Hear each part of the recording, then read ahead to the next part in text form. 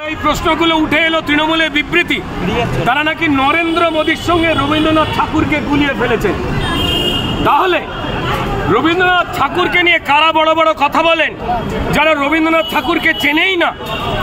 দুদিন পর তো এরা বাবা লোকনাথের সঙ্গেও তুলনা করবেন, দুদিন পরে এরা যে কোনো মানুষকে তার সঙ্গে রবীন্দ্রনাথের তুলনা করবেন। অর্থাৎ এরা মুখে যে রবীন্দ্র প্রেমের কথা, নজরুল প্রেমের কথা বলে, যে চৈতন্য প্রেমের কথা বলে, যে রামকৃষ্ণ এবং বিবেকানন্দ প্রেমের কথা বলে, তা যে সম্পূর্ণ নাটক এবং মানুষকে ঠকাতে, বাংলা এবং বাঙালিকে লুট করা এই দল এবং সরকারের যে অভিনয়, তা স্পষ্ট।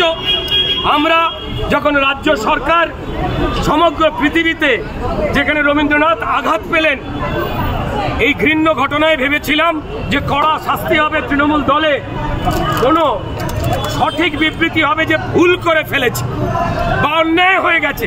তা না করে আবার তারা মিথ্যে এই নাটকে নেমে প্রমাণ করলেন বাংলা ও বাঙালি সম্পর্কে যা যা করছেন তা শুধুমাত্র রাজনৈতিক ফায়দা এবং মানুষকে বোকা বানাবার জন্য। আপনাদের গেটে আমরা আইসিসিআরে রবীন্দ্রনাথের মূর্তির কাছে সমবেত হয়েছিলাম, সেখানে মাল্যার্পণ করেছি, আমরা ক্ষমা চেয়েছি রবীন্দ্রনাথ ঠাকুরের কাছে যে বাংলাতে এই ঘটনা ঘটানো হচ্ছে।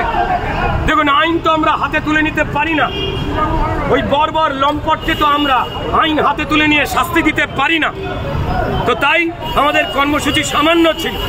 আমরা আইসিসিআর থেকে হেঁটে এসে সম্মানীয় বিরোধী দলনেতা পদ্মশ্রী ডক্টর নারায়ণ চক্রবর্তী, ডক্টর পুলক নারায়ণ ধর,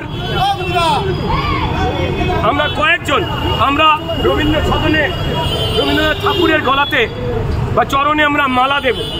সেই খবর পেয়ে রবীন্দ্র সদন সবকটা গেট তালা বন্ধ করে তারা পালিয়ে গেছে। সিকিউরিটি কিসের ভয়, কাকে ভয়?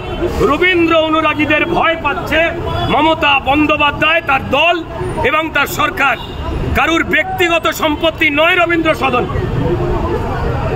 দুর্ভাগ্যজনক।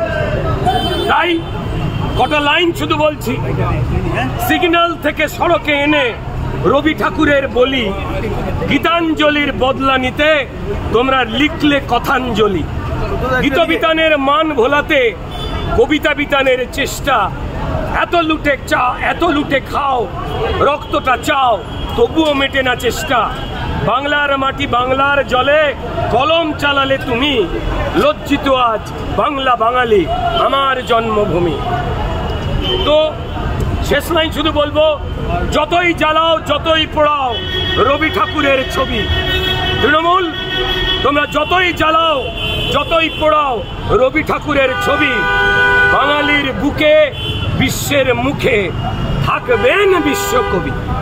এই কথাই বলবো, আপনাদের চৈতন্য হোক, অভদ্রতার রাস্তা থেকে সরে আসুন, আর রবি ঠাকুরের অসম্মান আপনারা করবেন না। মানুষ খেপে যাবে, বাঁচতে পারবেন না।